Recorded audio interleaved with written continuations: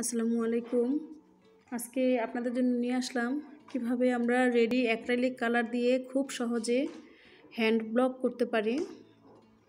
তাহলে সবাই আমার পুরো ভিডিওটা দেখতে থাকুন। আর যারা এখনও সাবস্ক্রাইব করেননি আমার চ্যানেলটি, অবশ্যই সাবস্ক্রাইব করে দিবেন।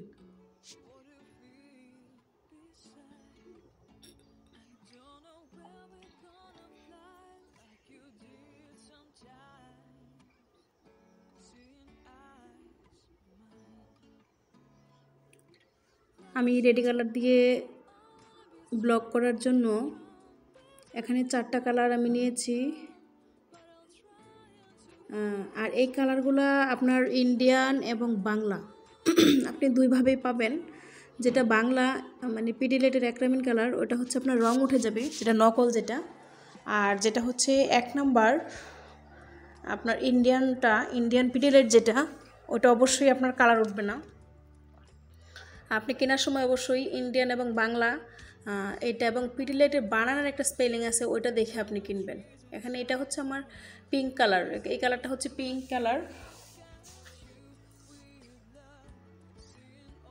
তারপরে আমি এখানে নিয়েছি গ্রিন কালার।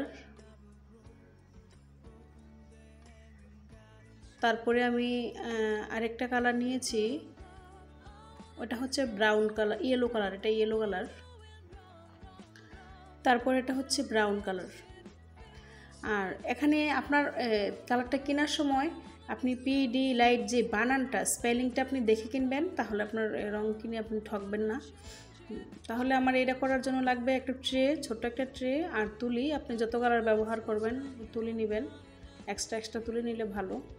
তারপর লাগবে কাঠের ছোট ছোট ডাইস, কারণ এইগুলোতে এত অল্প রং থাকে যে আপনি বড় ডাইস দিয়ে বা ছালা কম্বলে লাগিয়ে আপনি কাজটা করতে পারবেন না। এখন আপনাকে তুলি দিয়ে যারা শর্টকাট কাজ, যেমন একটা ছোট বাচ্চার একটু জামার ফ্রকের সামনের পাটে একটু কাজ করবে বা অল্প অল্প কাজ যেখানে থাকে, ওই কাজগুলোতে মূলত আসলে এই রেডি কালার দিয়ে, বা যারা নতুন এখনও কাজ, যারা কিছুই বুঝে না, রং গুলিয়ে ওরা কাজ করতে পারবে না, ওদের জন্য হচ্ছে এইটা রেডি রংটা। এটা হচ্ছে অ্যাক্রিলিক রেডি, আরেকটা হচ্ছে অ্যাক্রিমিন রেডি। অ্যাক্রিমিন রেডিটা হচ্ছে আপনার 100 গ্রামের দাম 50 টাকা। ওইটাও আমি বানানো দেখিয়ে দেবো। আপনারা যদি ওই ভিডিওটা দেখতে চান তাহলে আমার চ্যানেলে আসলে সাবস্ক্রাইব করবেন। আর দেখতে চান কিনা ওই ভিডিওটা, এটা রেডি কালার যে কোনো কাপড়ে করতে পারবেন।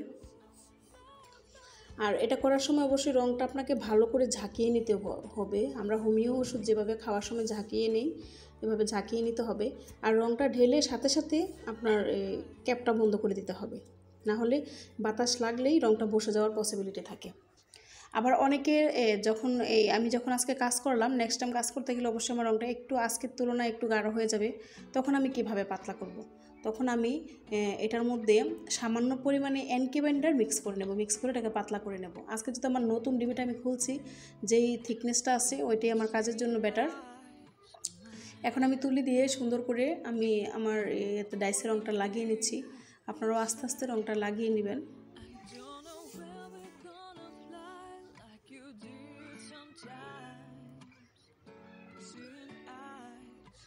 লাগিয়ে নিয়ে আমি পুরোটাতে ছাপ দেবো। আমি এখন যে কথাগুলো বলবো আপনারা এই কথাগুলো মনোযোগ দিয়ে শুনবেন, তাহলে আপনারাও রেডি কালার দিয়ে কাজ করতে পারবেন খুব সহজে।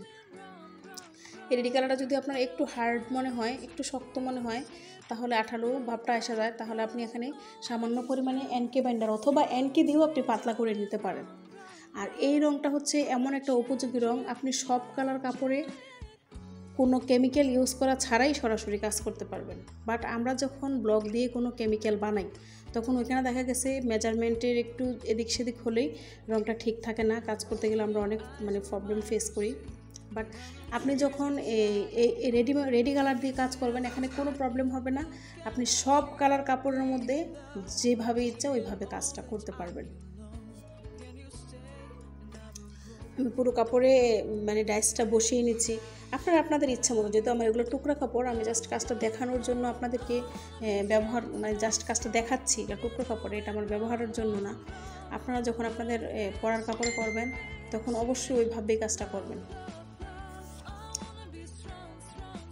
আর এই কাজটা করার সময় তুলি দেওয়া রঙটা আপনার খুবই আলতো হাতে লাগাতে হয়।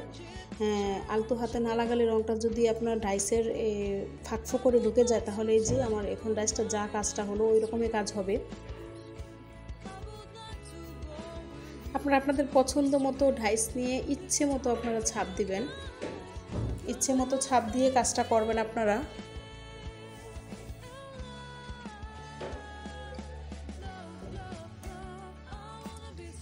আমি এখানে আরেকটা ডাইস ব্যবহার করতেছি।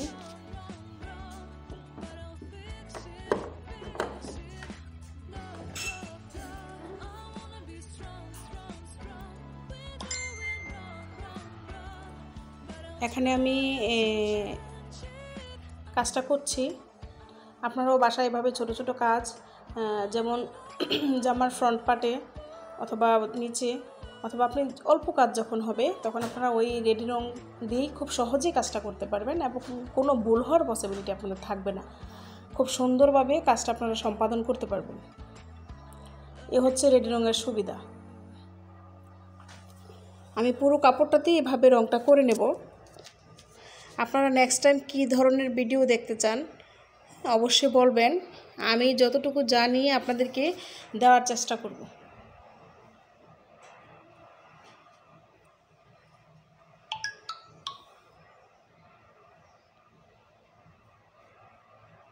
এখন আমি ইয়েলো রংটার কাজটা একটু দেখাচ্ছি। আমি দুইটা রঙে ঢেলেছিলাম, এটা হচ্ছে পিঙ্ক কালার আর একটা হচ্ছে ইয়েলো কালার।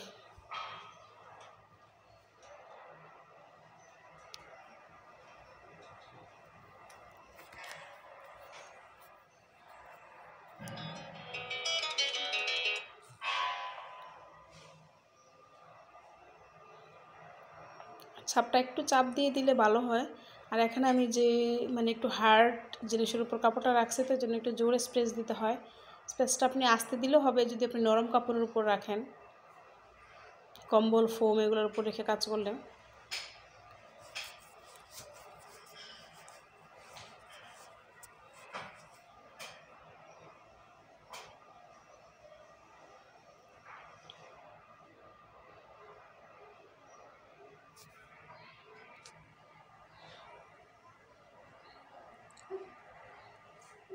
পুরো কাপড়টাতে মেরে নিচ্ছি জাস্ট আপনাদেরকে দেখানোর জন্য যে কীরকম আসে কালারগুলো।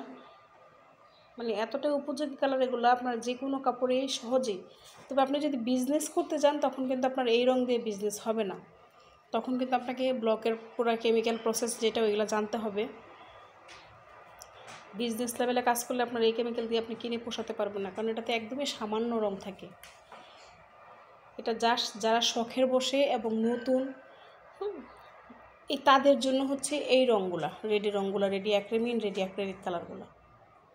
বাট যারা প্রফেশনালি কাজ করবেন ওদের জন্য এই রং নয়।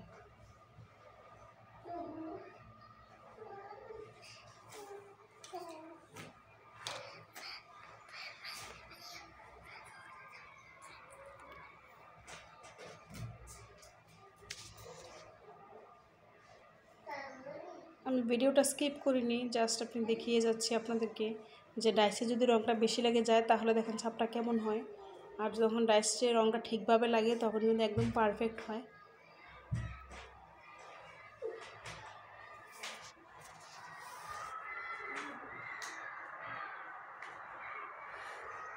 ওই কালারগুলো একটু হালকা হালকা আসতেছে, কারণ আমি এখানে গোলাপির সাথে একটু ইয়েলো কালার মিক্স করে করে ছাপটা দিচ্ছি দুইটা কালারের শেডে।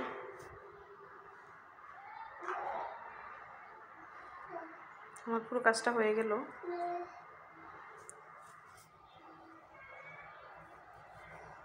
আপনারা এভাবে বাসায় কাজ করবেন, কাজ করে করে আমাদের গ্রুপে আপনারা পোস্ট দিবেন কোনো সমস্যা হলে। আমার দুটো গ্রুপ লিঙ্ক যদি আপনারা জানতে চান তাহলে আমি ডেসক্রিপশনে দিয়ে দেব। ধন্যবাদ সবাইকে এতক্ষণ ধৈর্য ধরে আমার এই ভিডিওটা দেখার জন্য। আপনারাও কাজ করবেন, ভালো থাকবেন।